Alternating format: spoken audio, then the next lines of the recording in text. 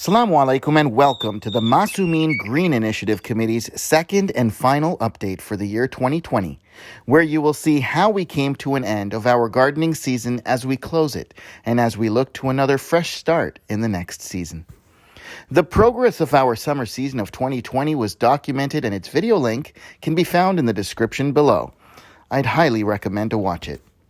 In this update, you'll see how the original garden objectives were met and witness the final result, the most exciting part being the bountiful harvest produced by our hard-working volunteers, with the grace of the Almighty. The efforts to upkeep the garden continued despite the difficult COVID environment. Volunteers went separately to ensure social distancing protocols were met. Let's see what we finally achieved in these few minutes.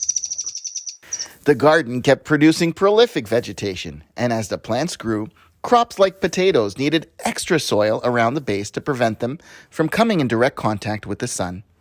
Peppers and carrots, on the other hand, kept producing abundantly as a result of constant maintenance and pruning, which kept the plants in check.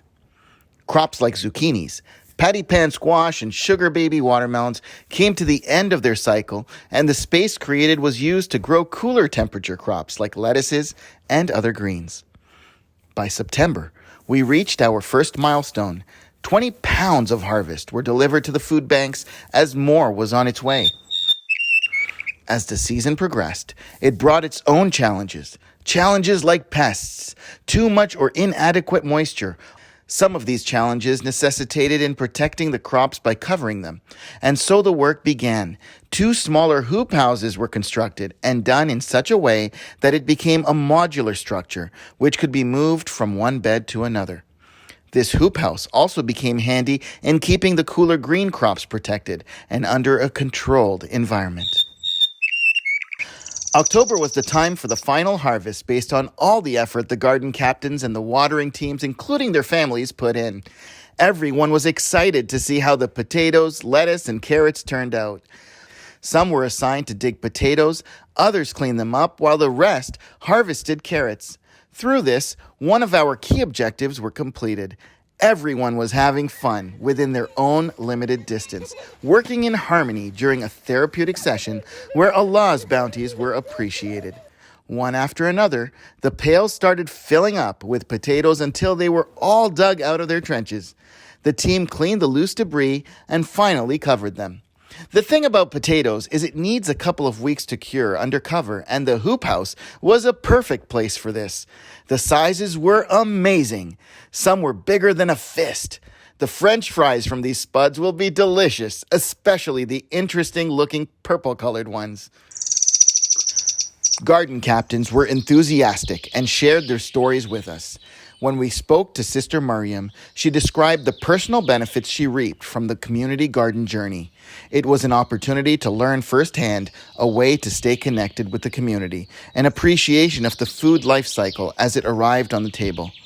She took this as an opportunity to create an activity for her family while emphasizing the importance of passion and consciousness in the success of the garden. You really have direct contact with nature and agriculture per se.